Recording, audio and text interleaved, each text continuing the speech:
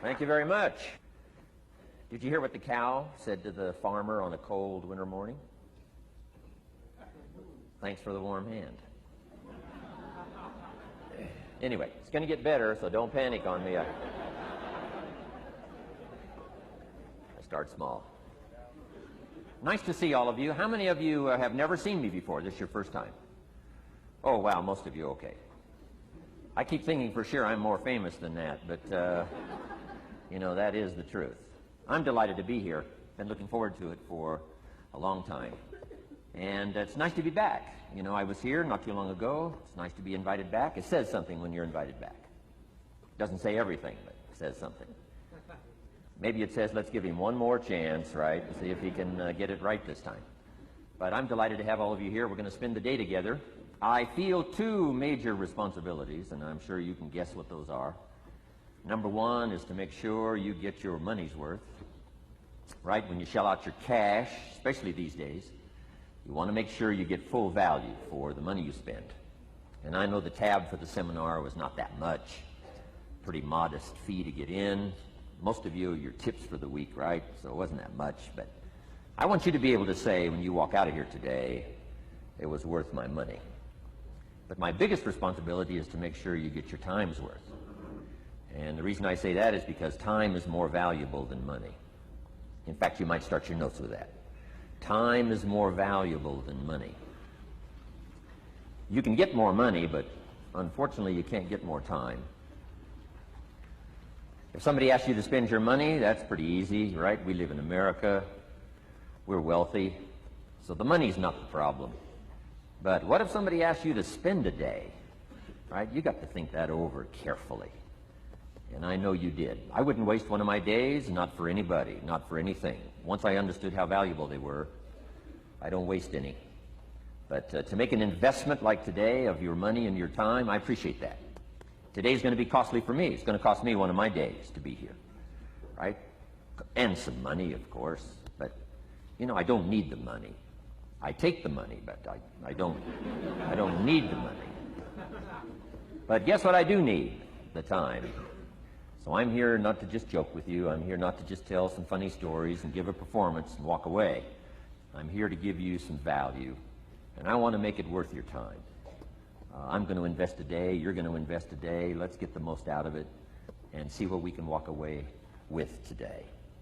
Anyway, for you that have not seen me before, just very briefly, let me just tell you my story. I grew up in Idaho, farm country, southwest corner of Idaho.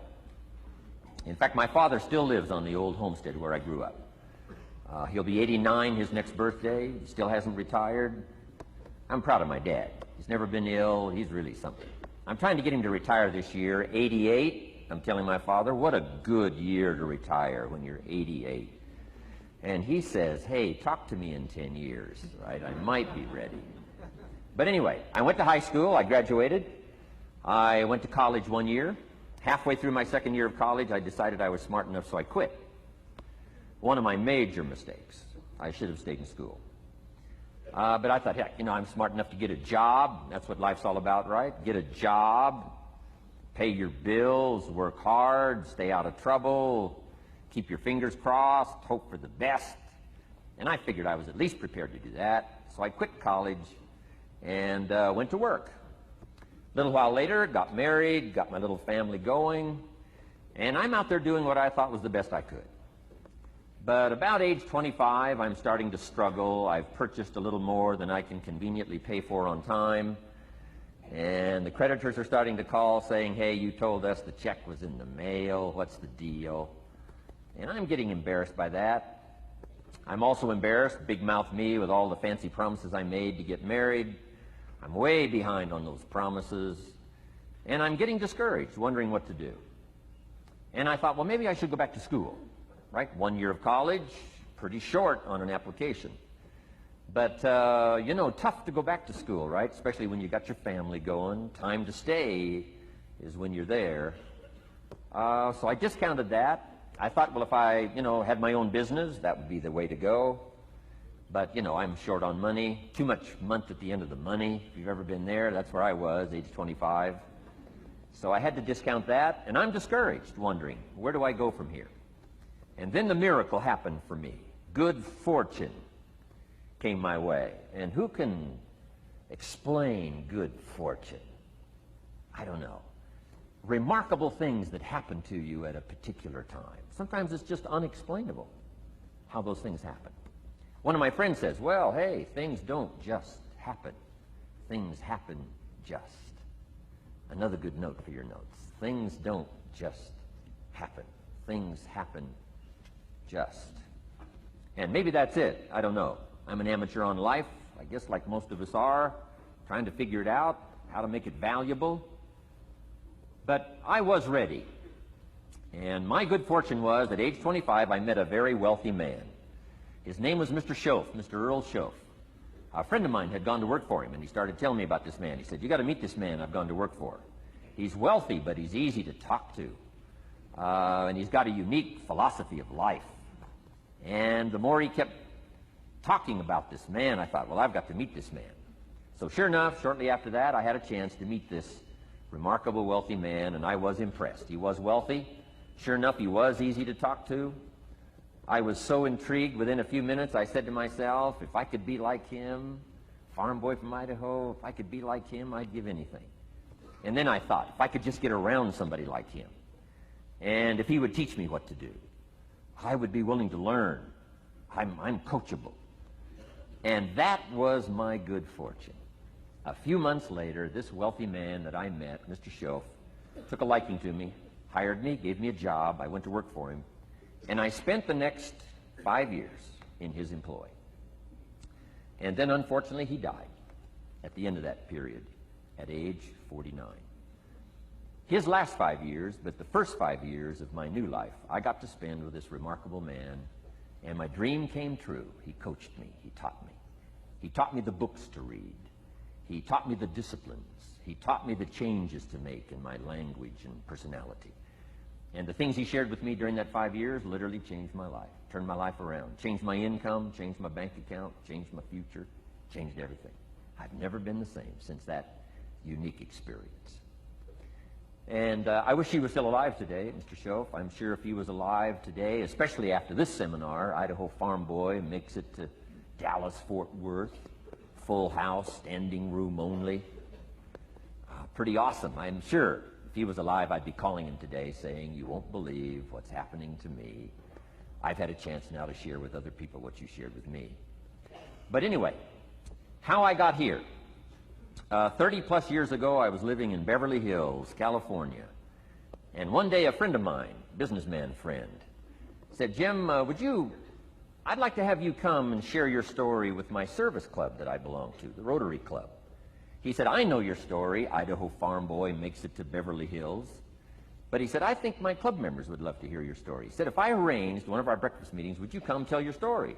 Just share a few thoughts. I said, okay. So I agreed to go give this breakfast talk. And guess what? They liked it. And my telephone rang. I got another call saying, we heard you've given your story and shared some ideas. Would you come talk to our club? First thing I know, I'm starting to devote a piece of my business time to giving these talks. And then one day, a businessman who'd heard my talk, I think 2 or 3 times, approached me and said, would you come and share that story and some thoughts with my management and salespeople? I said, I got this little company going. And he said, if you'd come tell your story to my organization, he said, I'd be happy to pay you. And I thought, wow, wouldn't that be something? So I agreed to go do it, and I got paid. Little did I know, another fortune was waiting for me to translate my ideas into talks and speeches and seminars. Now I've written some books. It's on cassette tape. Now I get to travel around the world. Last year I was in Japan and Israel, Spain, Mexico, Australia, New Zealand, France, Germany, Canada, and now Dallas-Fort Worth. So. Idaho farm boy gets to travel around the world and share his story, and here I am today. Anyway, it's almost too much for me to comprehend. From where I started, raised in obscurity, in a little small farm community, and now to be here today is pretty awesome for me. So anyway, that's just a little bit about my story. My story is probably more intriguing for me than it is for you, but I wanted to hear it again, so I thought I would just, bore you with it. Anyway, I don't ask you to be impressed today. I'm the one that's impressed from where I came from to have a chance. But that's the American dream, right? Come true. Chance to start from scratch, start from obscurity, start with pennies, start with nothing, and have a chance to transform your life, change your life, set your goals, and see what you can accomplish. So anyway, that's how I got here, and I'm just delighted that this day has arrived, and I truly want to make it valuable for you. Let's go to work. Here's what I hope you'll find out of this seminar today, for your notes. Here's what I hope you'll find. Number one, sincerity. Above all else today, I hope you'll find me sincere. Best place for people to start to communicate is sincerity on both sides. I'm sure you're sincere or you wouldn't be here today, right? To spend this kind of money, to spend this kind of time, roll up your sleeves today, go to work like I am, and get this message. You've got to be sincere. So I assume you're sincere. Now I want you to see me sincere. But I've got a good note for you to make. Sincerity is not a test of truth. Important note to make. Sincerity is not a test of truth. We must not make the mistake of saying he must be right, he's so sincere. That would be a mistake. And here's why. It's possible to be sincerely wrong. So we don't mistake sincerity for truth, right? Sincerity is only a test of sincerity. Truth has to yet be tested by truth, okay? But hopefully you will find me sincere and truthful. Next, a combination of things I hope you'll find here today. Ideas plus inspiration. Ideas plus inspiration. Ideas, business ideas and social ideas and personal ideas, we all need ideas. Right? How to have a good day ideas, how to have a good year ideas, how to have your best year ever ideas, good health ideas, personal relationship ideas, how to deal with your family ideas, sales management ideas, financial freedom for the future ideas. We all need good ideas. So today I hope you gather up by notes and by what you can remember a lot of ideas. I want to share as many with you as I possibly can in the time constraints we have. Today's going to go very rapidly. I used to think a day like this was a long day. Found out it's a pretty short day. But I'm going to go as fast as I can, share with you as many ideas as I possibly can. And here's why. Ideas can be life-changing. Ideas can be life-changing. And sometimes all you need is just one more in a series of good ideas. It's like dialing the numbers into the lock. Right? You got 5 or 6 numbers dialed into the lock. The lock still won't come open, but you don't need 5 or 6 more numbers. Maybe you just need one more, and maybe a seminar like this could do it. A sermon could do it. The lyrics from a song could do it. The dialogue from a movie could do it. Conversation with a friend might do it. That one last piece you need, number. Dial it into the lock. That's it. The lock comes open. There's the door for you to walk through. And maybe this seminar today could furnish that for you. One more idea. I know you've come with a lot already. Sometimes we get the impression, I used to have that, but I only had this much going for me and I needed this much. Usually not true. And I'm sure not true of this audience, where I find you today, as well-dressed as you look today. You know, as fine as you are sitting here today. It isn't that, you've got this much going for you and you need this much. I would assume you've got this much going for you, and maybe all you need is just a few more thoughts, ideas, to furnish you some ways and means to turn your life into the dream you want it to be. So, ideas. The seminar is going to be loaded with ideas. I want you to take good notes. But here's what else I hope you'll find here today, and that is inspiration. And who knows the mystery of inspiration? Why some people are inspired and some are not? You were inspired to get here. Some were not. Who knows the mystery of that? I don't know. How come you made it? The rest of them didn't make it. We don't know what that mystery is. Some people turned it down. Some people said it cost too much. Some people said it's going to take too much time. Some people are too busy, right? A lot of different excuses why some are inspired to take advantage of something that comes to town. Others pass it up. We don't know the mystery to that. Here's what I call it, mysteries of the mind. And I just leave it at that. Some things I don't try to figure out. I take the simple approach now. right? Some people do and some people don't. I mean, that's about as profound as my philosophy is. Some buy and some don't buy. Some go for it and some don't. Some change and some don't. And if you've been around for a while, you can usually work out the numbers, right? Out of 10, 3 do, 7 don't. Whatever business you're involved in, pretty soon you got this ratio going. The ones that do, the ones that don't. You say, well, why don't the ones that don't, how come they don't? We don't know. I just leave it as a mystery. I used to try to understand all that. I just take the simple approach now. The guy says, this happens to me, this happens to me, this goes wrong for me, and all this stuff goes wrong for me. How come all this stuff happens to me? I say, I don't know, it beats me. The best I've been able to figure out is those kind of things always happen to people like you. I mean, right? That's the best I got. I don't know. I'm an amateur on this stuff. What do I know? So just take the simple approach, right? That's how it is. Who knows? Interesting story says the day the Christian church was started. Now, I'm an amateur on the Bible, but best account I can remember, the day the Christian church was started, a magnificent sermon was preached. Great presentation. And if you're a student at all of good communication, it was one of the classic presentations of all times. The sermon, the first day the Christian church was started. And it said this sermon, this presentation was given to a multitude, meaning a lot of people. But it was interesting, as the account gives us, the record, it says, when the sermon was finished, there was a variety of reaction to the same sermon. Isn't that fascinating? I find it fascinating. It said some that heard this presentation were perplexed. And I read the presentation, sounded pretty straightforward to me. Said, why would somebody be perplexed with a good, sincere, straightforward presentation? Best answer I've got. They are the perplexed. I mean, what other explanation is there? It doesn't matter who's preaching.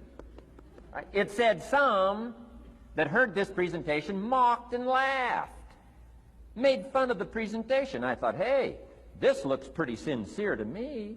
If you give a sincere, honest presentation, why would somebody mock and laugh? Easy explanation. They are the mockers and the laughers. What else would you expect them to do? Right? I used to try to straighten all that out. Say, well, they shouldn't do that. I don't do that anymore. I've got peace of mind now. I can sleep like a baby, not try to straighten all this stuff out. I used to be so naive. I used to say, well, liars shouldn't lie. See, how naive can you be? Of course they're supposed to lie. That's why we call them liars. They lie. They lie. So I don't straighten this stuff out anymore. Anyway, it said some that heard this magnificent presentation didn't know what was going on. And they're usually easy to spot. They're usually saying, what's going on, right? I mean, they don't know what's going on. But interesting, right? A variety of reaction to the same sincere, honest presentation. Now, it also says, in wrapping it up, some that heard the presentation believed. And I think that's who the speaker was looking for, the believers. Interesting. Now, it said the number of believers was about 3,000. So a pretty good first day. 3,000. I've had some first days, but I never had 3,000. But anyway, 3,000 were believers. And that's, the speaker was looking for the believers out of this multitude. And that's about as close as we can come to understanding the mystery. Some believe, and some mock, and some laugh, and some are perplexed, and some don't know what's going on. And you just have to leave it that way. Why? Because that's the way it's going to be. The way to be brilliant is to find out how it's going to be and then say, here's how it should be. I mean, that's how you become brilliant. So, anyway, who knows the mystery? I call it mysteries of the mind. We don't understand. But I don't try to change it anymore. On this particular story, as far as we know, they didn't have classes after the presentation to try to de-perplex the perplexed. I mean, as far as we know, they left them perplexed. They left the mockers mocking. They let the laughers laugh. I mean, they didn't come back and try to straighten all this out. You say, well, how can you build a church? Well, make another presentation, and you'll get some believers and some mockers and some laughers and some who don't know what's going on. So that's about the best we can do. So, but I'm glad I've got the believers here today. You believed enough to shell out your cash and part with your time and some of your effort and energy, and I appreciate that. So, hopefully you'll find some inspiration here today. All right? To get the most out of today, a couple more notes. Number one, be thankful. That's a good way to capture the most of a day like this. Be thankful for what you already have. That shouldn't be any problem in America, being thankful. Everything we need is available in America. Everybody wants to come here, right? The last time I was here, that little presentation I gave, everybody wants to come here, America. People haven't plotted and schemed the last 40 years saying if I could just get to Poland, everything would be okay. No, everybody wants to come to America. Why? Everything's available here. All the books you need, all the sermons you need, all the churches you need, all the schools you need, all the instruction you need, all the inspiration you need, all the capital you need, all the markets you need, all the challenge you need, all the information you need, all the seminars you need. Everything's available here. This is America. So number one, let's be thankful for what we already have. Thanksgiving does this. Opens up the doors, opens up the windows, opens up the channels. Thanksgiving for what you already have. I did a seminar one weekend up at the ranch, up at Clear Lake. Got a lodge up there. Nice setting, high valley, high serenity ranch. For the weekend, Friday evening, Saturday, Sunday. People drove in from around California. I got there late Friday afternoon. Everybody had pretty well already gotten there. I couldn't believe the parking lot. Continentals and Eldorados and Mercedes and Cadillacs and unbelievable. Ferrari, one Rolls Royce, unbelievable. I walked in, good-looking crowd about like this, sitting there ready for the weekend seminar. My opening remarks were, ladies and gentlemen, I think the rest of the world would find it strange that we have all come here this weekend to try to figure out how to do better. Right? I think the rest of the world would say, I don't understand. Guy in his Rolls Royce saying, I got to get to the seminar, find out how to get another one of these Rolls Royces. Unbelievable. Anyway, let's be thankful. Here's what locks up the doors and the channels to receive more: cynicism. That locks you away. That prevents you from learning more. Being a cynic about the past and the future, a cynic about the marketplace, cynical about the people, cynical about the institutions, cynical about the setup, cynical about yourself, cynical about your chances. See, that locks away all the chance for stuff to flow your way. So, good advice, I think, today. Start off, be thankful. Here's number two, listen well. That's going to be a challenge today. I understand that. Seems like most of, our life is still going on outside these four walls, right? Most of our life seems like it's out, continuing out there. Family and business and associates and market and economy and whatever else is happening in the midst of your life. And to sort of, pull your attention from what's going on out there and put it in here for just a few hours, I know is a challenge. But do the best you can, listen well. And here's the last one, take good notes. Be a good student today. Take some good notes. I've not come to entertain you. As you can tell by my opening joke, right? I would not make it in Las Vegas. So we don't have a dog and pony show today, no entertainment. But I do have some ideas. Take some good notes. Somebody showed me the other day notes that they took about 21 years ago, attending one of my seminars out in Los Angeles. He said, I still use these notes I took 21 years ago to help me in my business, relationship with my family. So I'd like to have these notes that you take today become that valuable for you. Then it would be worth me making the investment to come and spend a portion of my life, my time, my energy here. And I want this investment I'm making here today to pay off. And one of the ways it can pay off for me is for you to take good notes and then go away and use whatever makes sense.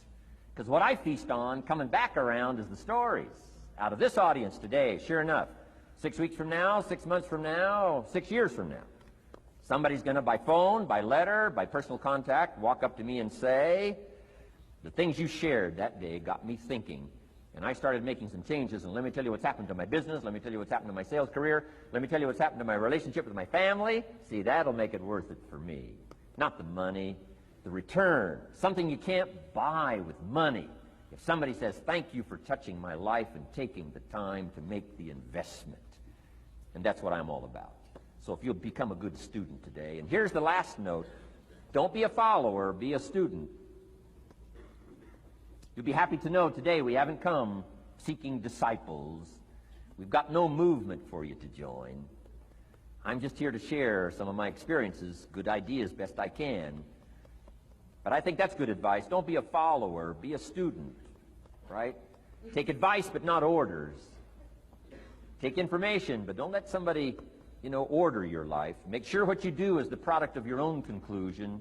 Excellent note to make. Make sure what you do is the product of your own conclusion. Not to do what someone else says. Take what someone else says, process it, think about it, ponder it. If it makes you wonder, if it makes you think, then it's valuable. Then, when you go take action, make sure that the action is not what somebody told you to do. Make sure the action is the product of your own conclusion. If you'll follow just a little bit of those simple guidelines, I'm telling you, the learning process can be speedy, swift, powerful. Your learning curve can go up, and then applying it to your business, your life, your family, conversations, equities of all kinds. You'll find some progress like I did that first 5 years when I met a teacher willing to share with me, turn my life around. Progress I couldn't believe happened for me. Okay, let's get started. I want to review, I was here last time and we talked about the 5 major pieces to the life puzzle.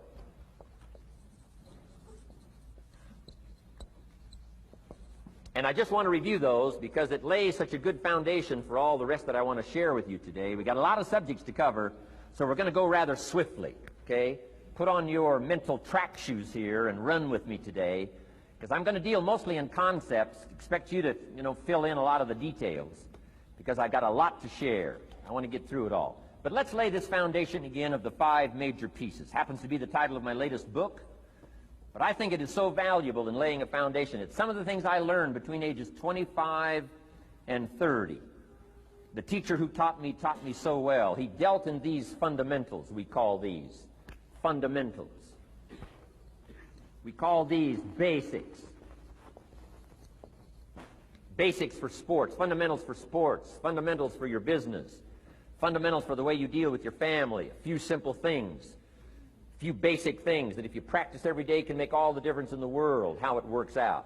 I boiled it down to 5 major pieces to the life puzzle. Let's just review those. Number 1 is philosophy. Philosophy, as I taught the last time I was here, philosophy, in my personal opinion, is the major determining factor in how your life works out. Philosophy, the major determining factor in how your life works out. Philosophy. To form our philosophy, you got to think. You got to use your mind. You got to process ideas.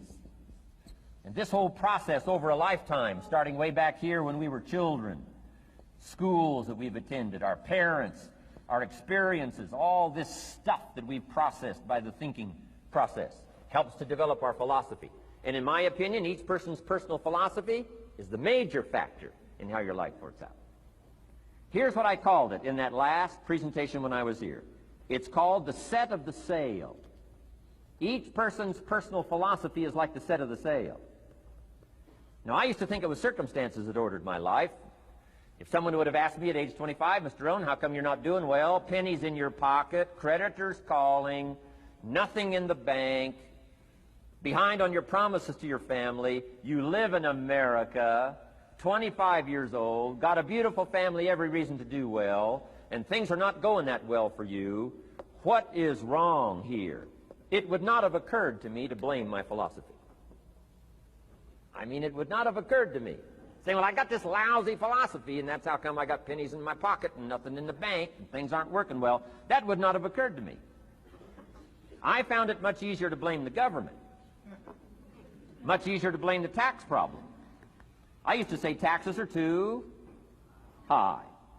Top tax rate when I first started paying taxes, 91%. Back then, when your income reached a certain level, all your income over that, 91%. So I used to say that's too high. Now the top tax rate's about 33%. But people are still saying what? Taxes are too. See, but you can't use that anymore.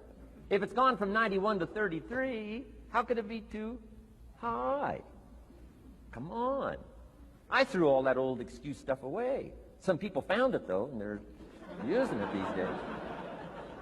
My old list. I used to blame the traffic, the weather, used to blame circumstances, right?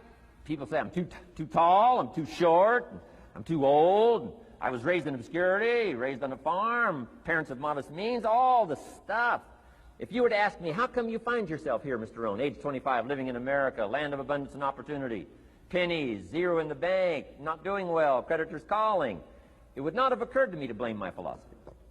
I found it easier to blame the company policy. I used to say, if this is all they pay, how do they expect you to do well? So I figured that, you know, my future was going to be tied to what everybody else was arranging, the economy and, right, interest rates. I used to say things cost too much. That was my whole explanation, not my philosophy, until my teacher taught me better that this is where the problem was, my own personal philosophy. Here's what's exciting about each person's personal philosophy. That's what makes us different than dogs and animals and birds and cats and spiders and alligators. That's what makes us different than all other life forms. The ability to think, the ability to use your mind, the ability to process ideas, and not just operate by instinct. In the winter, I'm telling you, the goose can only fly south. What if south doesn't look too good? Tough luck. It can only fly south. But see, human beings are not like a goose, can only fly south. I mean, you can turn around, go north, you can go east, you can go west, you can order the entire process of your own life. And we do that by the way we think. We do that by exercising our mind. We do that by processing ideas and come up with a better philosophy, a better strategy for our life, goals for the future, okay? Plans to achieve those goals. All this comes from developing our philosophy.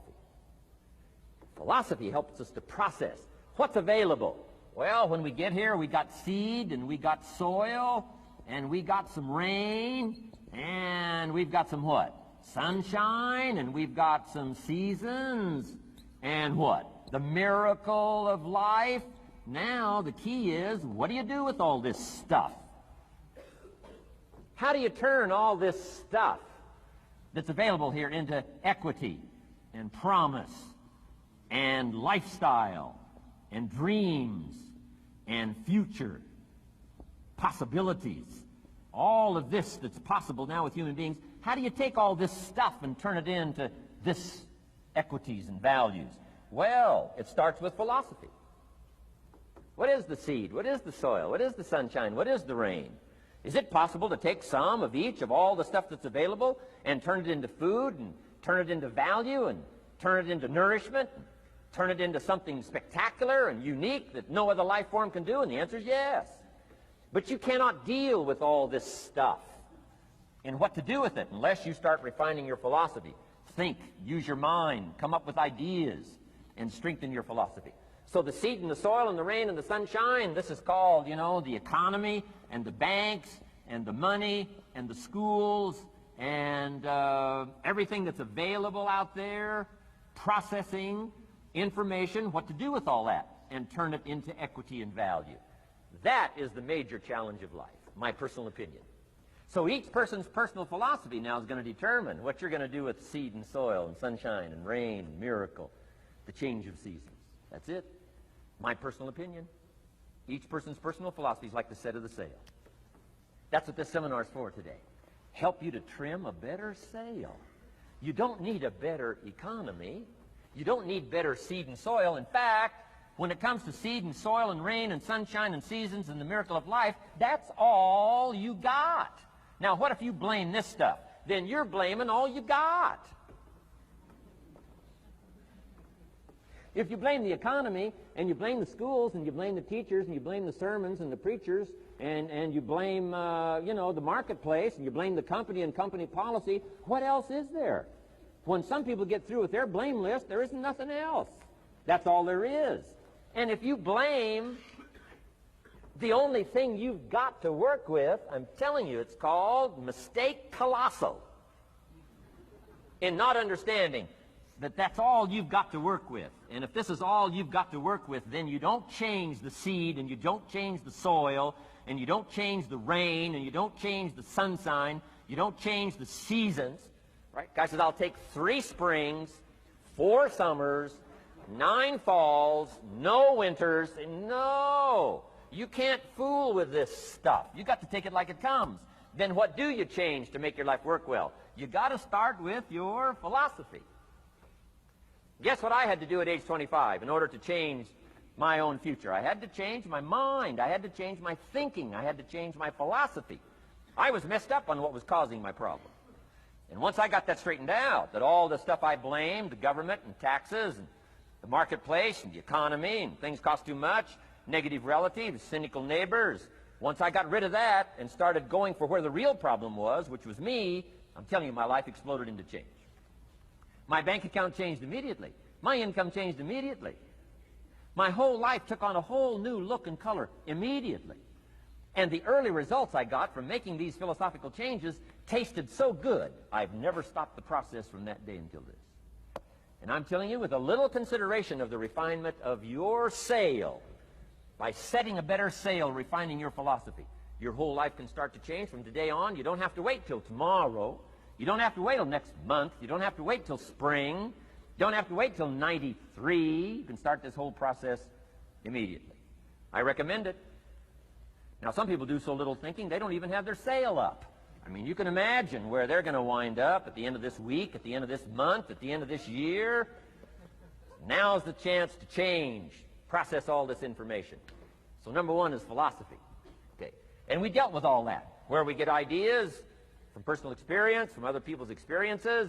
I don't want to get into all those details because we covered that the last time I was here. But philosophy, that's number one, my personal opinion. Each person's personal philosophy. Here's the definition of success and failure. Just make this note. Here's failure. A few errors in judgment, repeated every day. Now, you can automatically assume, Mr. Rohn, I say, I can understand that. A few errors in judgment repeated every day. For 6 years?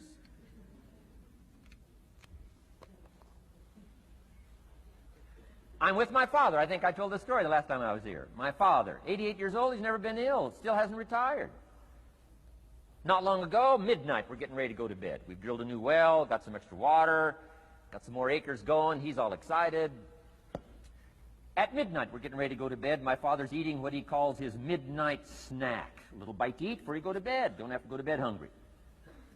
And I'm watching him eat this midnight snack. Guess what he had? An apple, a few graham crackers, and a glass of grapefruit juice.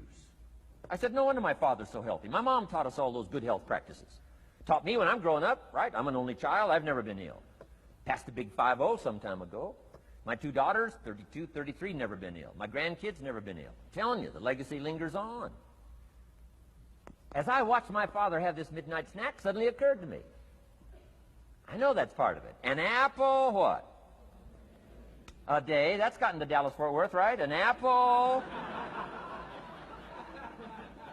An apple a day keeps the doctor away. Good question for this intelligent audience. What if that's true? You say, well, Mr. Rohn, if that's true, that would be easy to do. Then what's the problem? It's easy not to do. It's easy not to adopt it as your own personal philosophy. Or the guy messed up the saying. Guy says a Hershey bar a day. Say, no. No. You've been watching too much television. It is not Hershey bar. You've got to be smarter in philosophy than to fall for the Hershey bar a day when it's an apple a day. You've got to be smarter than that. And if you make that kind of an error in judgment every day for 6 years, I'm telling you, it'll accumulate into disaster.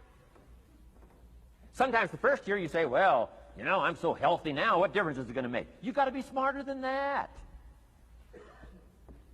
Just because disaster doesn't fall on us at the end of the first day doesn't mean disaster isn't coming.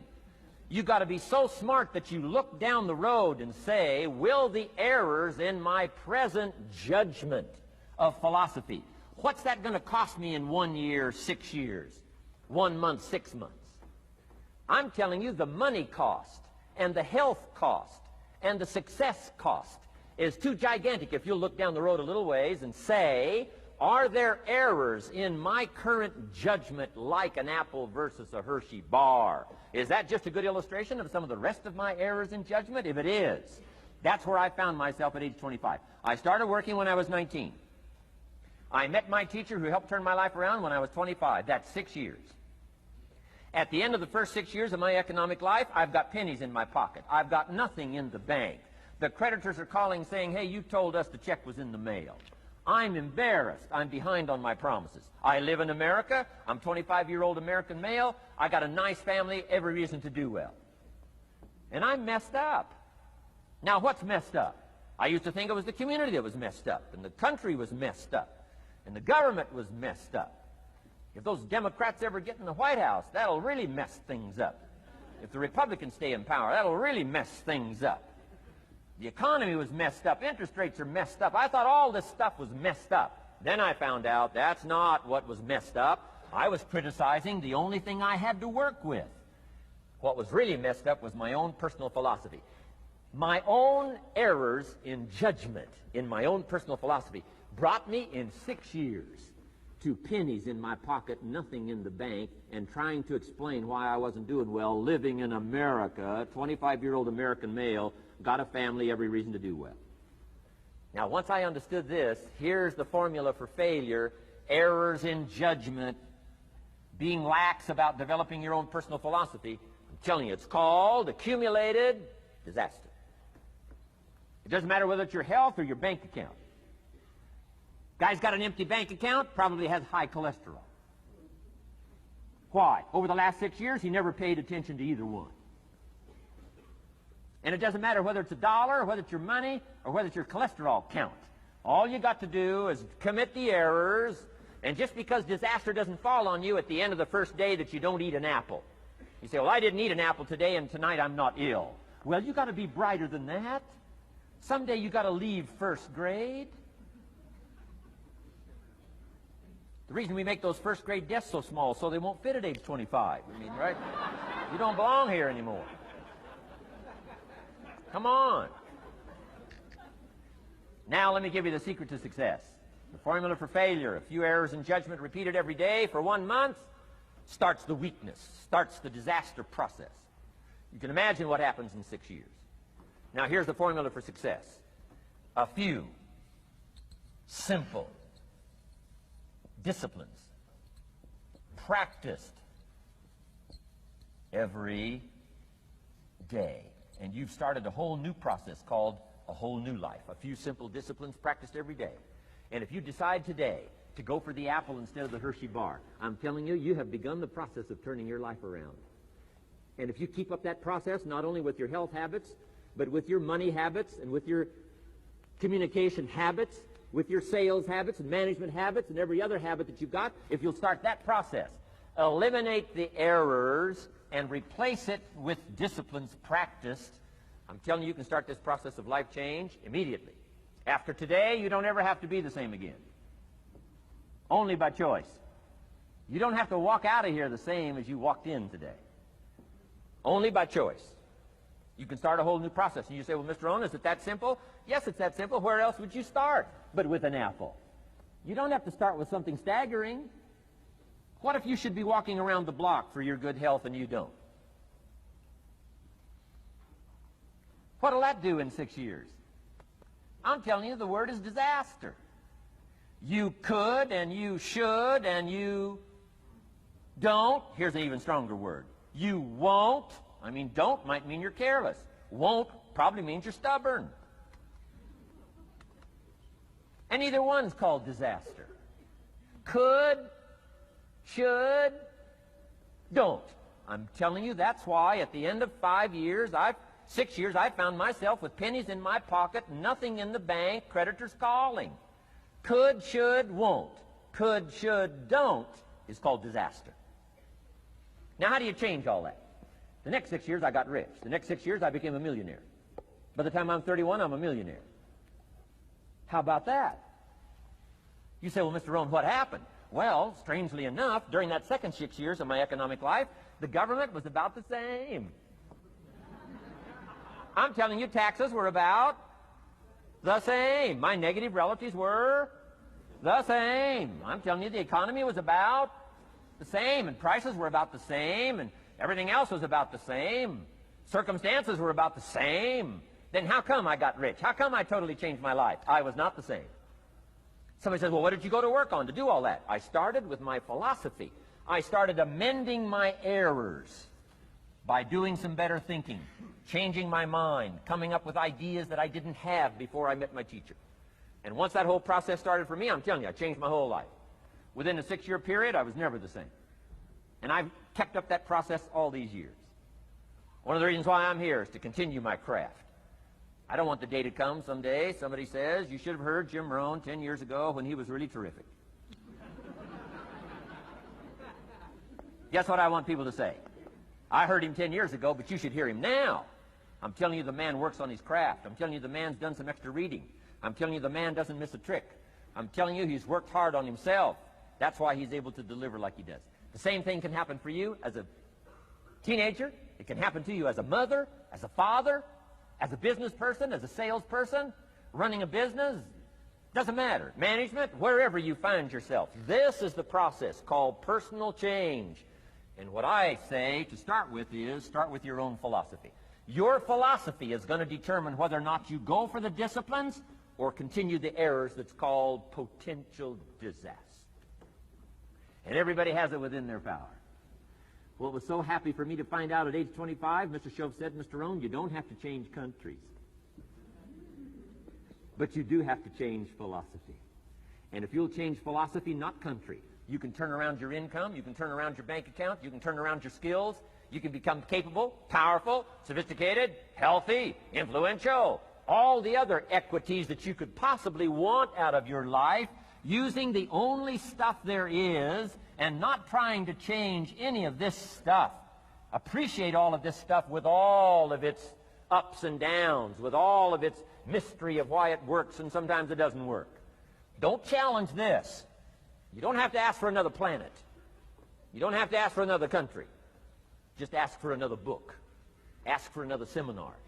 Ask for another idea. And you can start this whole process of personal life change. Now, I could spend the whole day on philosophy, because that's where it is. If I could get you intrigued with that enough to study it, enough to ponder it, to where you would pick up the commitment like I did and say, hey, as simple as an apple a day, as simple as a walk around the block, why not start right there? If you don't start there, where else are you going to start? Might as well start where it's easy, and then go to the more complicated disciplines. Because if you can't handle the simple disciplines, how can you handle the complicated ones? Okay. Key. Philosophy. Here's number 2. I got to give these now very quickly because I got too much to cover here to linger too long.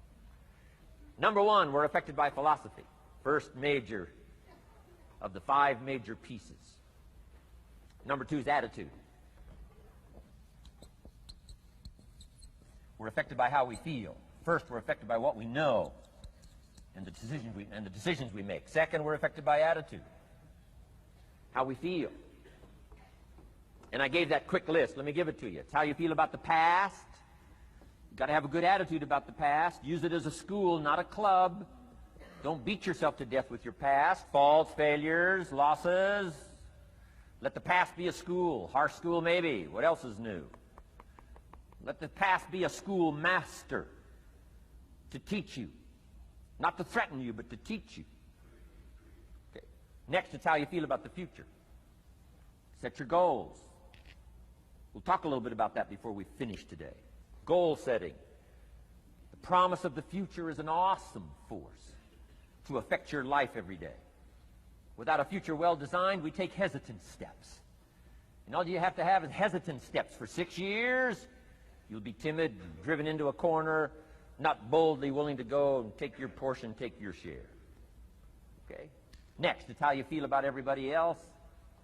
Got to have a good attitude about everybody else, because it takes everybody else to make a market. One person doesn't make a family. One person doesn't make a business. One person doesn't make a corporation. One person doesn't make a community. One person doesn't make a nation. It takes all of us to make a dynamic economy, a nation second to none. It takes all of us to make the churches and make the economy run. It takes all of us to make the possibilities.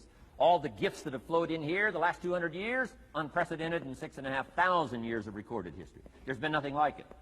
The ethnic streams that have flowed in here brought their gifts, brought their talent, brought their skills, brought their inventions, brought their work ethic. All of it mixed together is called America. Been nothing like it in 6,500 years. And to miss the value of it by some, warped attitude about it, I'm telling you, you've missed it all. And if you have an appreciation for it all, you'll draw from it. And if you draw from all the gifts that have been blended together here for 200 years, now for your value and benefit, think of what you can do for your days, for your business, for your conversation, for your equities. You can transform it to an incredible degree. And here's the last one. It's how you feel about yourself. Understanding self-worth is the beginning of progress. Self-worth should be easy. If one of us can do it, all of us can do it. If anybody can think it, we all can think it. I can read, you can read. I can understand, you can understand. From where I came from, the few simple things I did and tried revolutionized my life in 5 years. There isn't anybody here that can't do it. Change from pennies to fortune. Change from nothing to something. Change from broke to rich. Anybody in this room can do it. If any of us can do it, we all can do it. That's the kind of value you should place on yourself. If Jim Rohn can understand it, I can understand it. If he can read, I can read. If he can find it, I can find it. If he can change, I can change. If he can get it done, I can get it done. That's the attitude about yourself. So valuable. Okay? Now, in transforming our lives, we don't start with attitude. We don't start with the inspiration here. We start with education. Somebody says, well, I expected you to just come get motivated today. Well, that probably won't do it. Somebody says, by now we should be standing on the chairs, waving a flag, singing the old gray mare. Get going here. No, that's not where you start. Life change does not start with inspiration. Life change starts with education. You've got to be educated to the point of where you might have messed up. My teacher put it in blunt, simple language. He only went to the 9th grade in school, so he put it in simple language I could understand. He said, Mr. Rohn, after 6 years living in America, healthy American male, 25 years old, been working 6 years, 1 year of college, pennies in your pocket, nothing in the bank, behind on your promises. Shoaff said, I just got one simple explanation for that. You've messed up.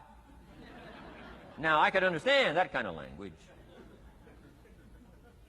Substitute a Hershey bar for an apple means you've messed up. Should walk around the block, could walk around the block, won't walk around the block. You have messed up. And all you got to go is write down through the list. Don't need some teacher to come by and tell you. Be your own best teacher saying, hey, let me make a list of some places I've messed up. Because if I let this down, that probably affects the rest. And the answer is that's true. So we don't start with inspiration. We start with education. Somebody says, well, just motivate this guy. He'll be all right. Just motivate him. Get him turned on. Probably not. If a guy's an idiot, you motivate him. Now you got a motivated idiot.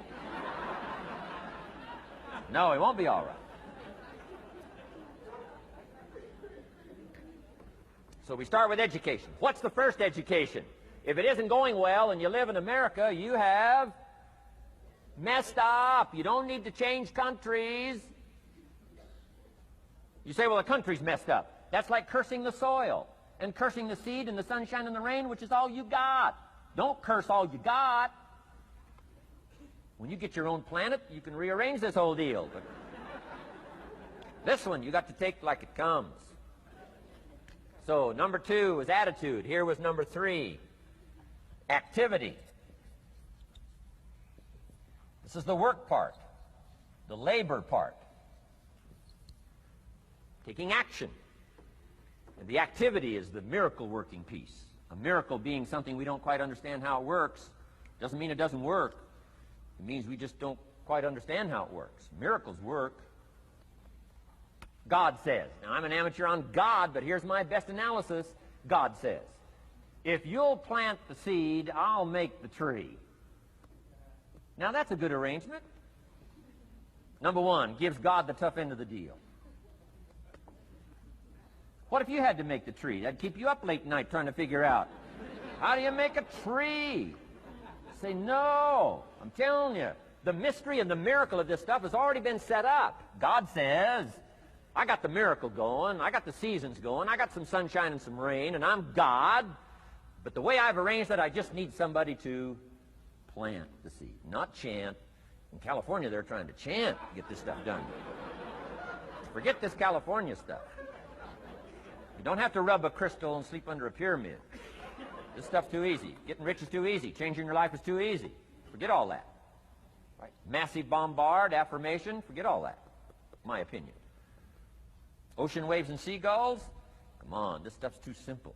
Just simple, easy stuff. But if you neglect it, that's how it piles up year after year. But if you're willing to straighten it out, and here's one of the keys. It's called activity. It's called disciplines.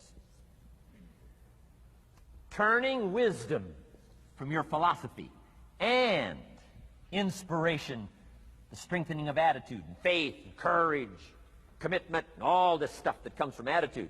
If you're willing to take these two qualities, philosophy and attitude, and invest it into activity, you can have a miracle. Anything short of that, no miracle. Wisdom doesn't perform a miracle. Attitude doesn't perform a miracle. The only thing that performs a miracle of increase called equity is called putting wisdom and attitude into discipline, into labor. And this labor now can perform a miracle. And here's the two parts to the labor. One, do what you can. Number two, do the best you can. Can't give you better advice than that. Number one, do what you can. You just got to go home and make a list after today. And here's the question to ask as you make this personal list. What am I not doing that would be easy to do? That could greatly change my health, my wealth? What am I not doing I'm neglecting that would be easy to do? Just go home and answer that question personally. You don't have to put the answers on a public bulletin board. This is just all personal stuff. From the walk around the block to the apple to what to do with your money, which we're going to cover today. What does a child do with $1? We're going to cover that today. Errors in judgment, disaster. A few simple disciplines, wealth beyond imagination. And if you'll pick up the activity part, the miracle working part, plant the seed part, take care of your part. The soil will take care of its part, and the seed will take care of its part. The seasons will take care of their part. The miracle will take care of its part. If you'll take care of your part, called putting it into activity, action. Works miracles. 2,000 years ago, on April 13th, one of Jesus' disciples. Now again, I'm an amateur on the Bible. As best as I can remember it, one of Jesus' disciples said to Jesus, "It's time to pay our taxes and we don't have any money." That's how come I know it was about April 13th.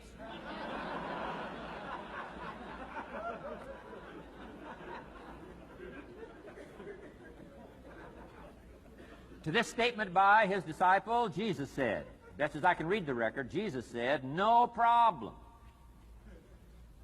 Now, why could he say no problem? Well, word has it, he was a miracle worker. Word has it, if you're a good student of history, word has it, he was a miracle worker. If you handed a problem to a miracle worker, what would he be inclined to say? No problem. You got to hang out with folks like that. I belong to a small group like that. We do business around the world. You hand these guys a problem, they say no problem. What? How many books would they read to solve it? Many as it takes. How early would they get up? Early as it takes. How much information would they gather? Much as they needed. So it's what? No problem. You got to hang out with folks like that. Jesus said this will be no problem, the tax thing. He said to his disciple, it's simple. Go fishing. Wow.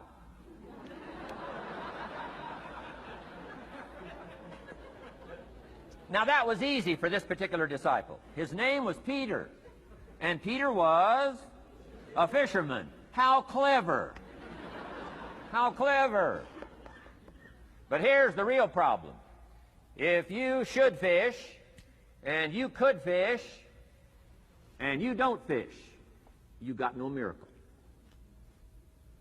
You could change, you should change, you won't change. That's called accumulated disaster.